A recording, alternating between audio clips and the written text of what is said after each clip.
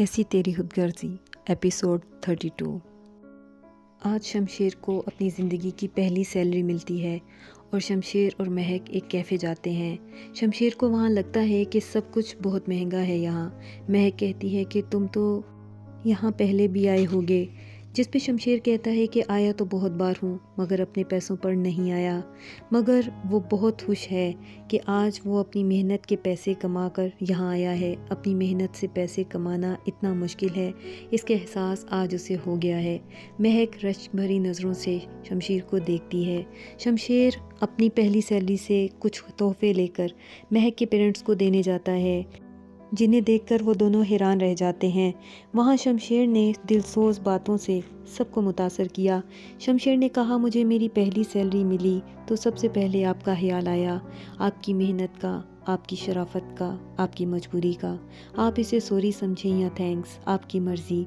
और महक के बाबा ने कहा, बहुत कम लोगों को अपनी ज़िंदगी सुधारने का मौका भी मिलता है और समझ भी। तुम खुश नसीब हो कि तुम्हें ये मौका मिला, इसे ज़ाया मत करना। शमशेर ने कहा कि मैं आज जो भी हूँ महक और उसके प्यार की वजह से हूँ। महक के अब्बू शमशेर को दिल से माफ़ कर देते हैं और सब खुश हो जाते हैं। सुबह निदा अपनी सास को अकेले नाश्ता बनाते हुए देखकर मदद के लिए आगे बढ़ती है, मगर उसकी सास यानी उसकी चची उसे जली कटी सुनाने लगती है और निदा वहाँ से चली जाती है। एहसन को शमशेर की भाभी और उसकी बहन की कॉल आती है और वो बताती हैं कि तुम्हारे ऑफिस के बाहर एक गाड़ी खड़ी है, इसमें बैठकर हमें मिलने आओ, तुम्हारे फ़ायदे की बात करते हैं, अगर तुम शमशेर से बदला लेना चाहते हो तो। एहसन एक लम्हे को सोचता है और फिर चला जाता है मिलने। दोनों बहनों का कहना है कि हम अलग अलग कोशिश करते रहे शमशेर और महक को अलग करने की, मगर अब मिलकर कोशिश करनी चाहिए। एहसन इन दोनों को मना करके चला जाता है और दोनों इसे हैरत से देखती रह जाती हैं। निदा अपने अब्बू की नसीहत भरी बातें याद करती है और इतने में एहसन कमरे में दाखिल होता है। क्या हुआ, आज कोई शिकायत नहीं करोगी? एहसन ने पूछा और निदा ने कहा नहीं। एहसन ने पूछा, तुम्हारी तबीयत तो ठीक है ना? निदा ने कहा, हाँ कोई बात नहीं। एहसन ने पूछा, तो फिर कोई शिकायत नहीं, कोई लड़ाई नहीं? आखिरकार निदा और यासिर खुद को बदलने की कोशिश का आगाज़ करते हैं और एक दूसरे का साथ देने का वादा भी। शमशेर महक को ऑफिस के लिए निकलने को कहता है, मगर महक की तबीयत ख़राब देखकर डॉक्टर पर ले जाने को इसरार करता है। महक चक्कर खाकर गिरने लगती है और वो इसे ज़बरदस्ती डॉक्टर पर ले जाता है, जहाँ शमशेर को खुशखबरी मिलती है कि वो बाप बनने वाला है। वहाँ बाबा साहेब अपनी मरहूमा बीवी की तस्वीर से बातें करते हुए गिला करते हैं कि तुम्हारे बेटे ने किसी काबिल नहीं छोड़ा, अगर झुक जाता तो क्या हो जाता, माफ़ी भी नहीं मांग सकता क्या? मिलता क्यों नहीं मुझे? बहुत याद आता है वो, जिसकी वजह से मेरे घर का सुकून गया, मैं उसे भी बर्बाद कर दूँगा, ख़त्म कर दूँगा। और एक कॉल करता है और ताकीद करते हैं कि इस दफ़ा कोई गलती ना हो।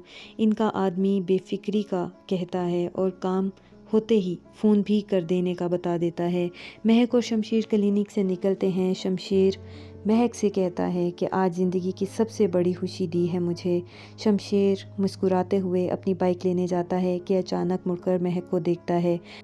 बाबा साहिब के आदमी महक को शूट करने वाले हैं। शमशेर देखते ही भागकर महक के सामने आ जाता है और गोली शमशेर को लग जाती है। वो दोनों आदमी वहाँ से फ़रार हो जाते हैं और शमशेर ज़मीन पर गिर जाता है। शमशेर की आंखें बंद हो जाती हैं। महक ज़ारो कतार रोने लगती है, मदद को पुकारती है, शमशेर को जगाती है और फिर शमशेर को हॉस्पिटल ले जाती है। इधर महक के अब्बू और अम्मी एक दूसरे से बेटियों की बातें करते हुए उनके बचने की दुआ करते हैं कि अचानक फ़ोन आता है और महक अपने अब्बू को शमशेर को गोली लगने का बताती है। वो दोनों ये खबर सुनते ही हॉस्पिटल के लिए रवाना हो जाते हैं। महक शमशेर के लिए बेहद परेशान और अकेली है।